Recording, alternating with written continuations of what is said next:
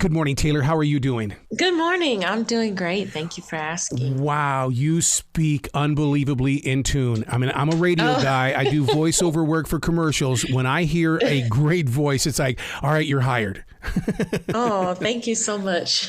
What do you do to prepare your voice to be that way? Because, I mean, it's more than just trying to act your way through a day. Is it the power of positive thinking? I would say partly yes. I definitely, for singing, I definitely have to wake up super early if I know I'm going to be singing that day. Of course, I have to drink my tea, do my vocal warm-ups here and there. Sometimes I also have to take a shower to get the steam Yep. going. It's all about, having warmed up vocals for an effective performance. What is your favorite song in that shower? Because I'll tell you what, I'm the weird freak that will sit there and break out in the national anthem because I like the reverb in the bathroom. I do. I also love the reverb in the bathroom.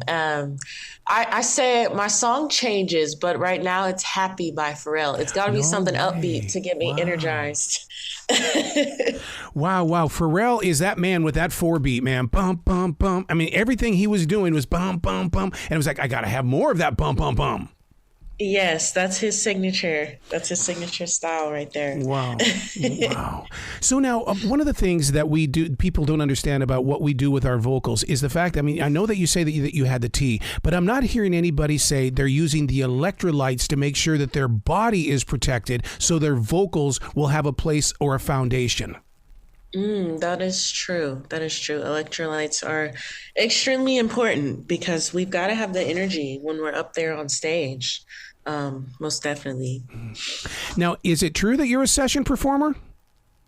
Yes, I am a session singer, mostly remote. I've done some session work in person, but when the pandemic happened, I ended up, just getting a lot of remote work as a session singer. So I'm sure it's a little bit different than session work in person with the band and everything. But yes, I am a session singer. But you know what, though, Taylor, you experienced something that when I remember the lockdown, and I remember how upset many musicians were when we were having interviews. And the thing is that because they didn't know where to go or grow. But when they built their studios at home and they started doing these things individually, all of a sudden their sound has become greater. And they admit now, okay, it was a down moment, but we learned from it.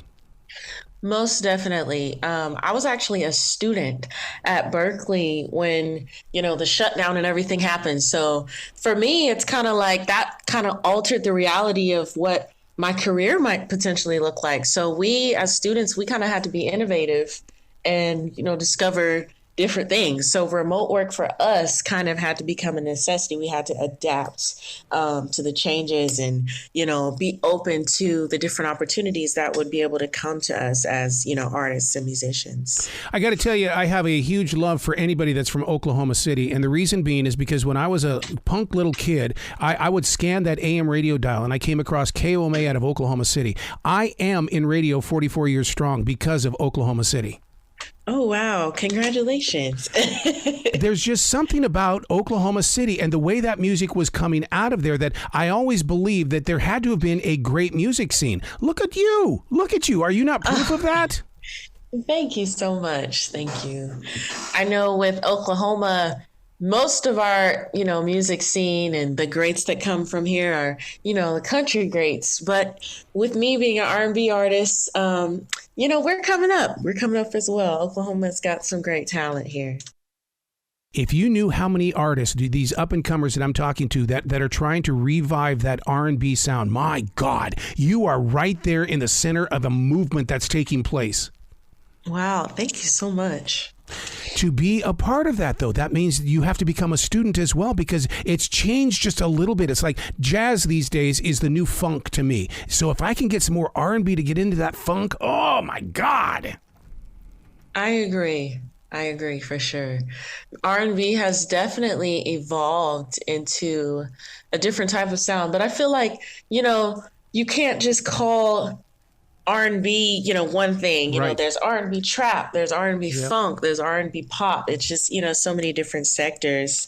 But it's all about, finding your niche and, where you fit in that. And for me, the soulfulness has always been a part of it, of my sound. And yeah, it's a great genre and I love it to death. So what's your rule on wedding singing? And the reason why is because I'm a wedding DJ. And here's the thing. I'll travel 3 states, but I'm not going any further than that. What's your rule? So I was a wedding singer from the time I was 19 Woo. To when I left Boston, I was 20, 22, 23. So I was a wedding singer 3-4 years. And for me, being on the, East Coast and in Boston, I think the furthest that I'd go was maybe, 3.5, 4 hours. So pretty far, but, it was a great experience. It was super fun. And, I love to travel. So it was no problem for me. Yeah, it's just the journey. And then you have to get out and then you have to set up your own stage. That to me, but it was such a, I had to develop a style of, okay, your personality right now is not the performer. It's the stage builder. Now go get ready so you can become the performer. And then you're going to become the roadie that's going to take the stage down. Yes, it's so many different hats that we have to wear. So where can people go to find out more about you, give you lots of love? Because you being in the entertainment industry, you've got to be thinking about merchandise now. I do not have any merchandise, but yeah, that's something that I'm strongly considering very soon as I, prepare to release new music and new projects in the coming year. But if you're listening and you want to check me out, want to learn more about me, please go to my website, taylordeneenmusic.com.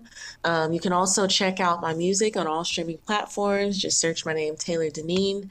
I've got all kinds of music releases out, and you can get to know me a little bit better on my website and sign up for my mailing list and more. You got to come back to this show anytime in the future, especially when you're going to drop new music, because we got to push that music out there, and we live in a streaming generation, and it's going to require more than just going to a radio station. Yes, I would love to. Thank you so much for having me. Well, you be brilliant today, okay? I will. Thank you, Arrow.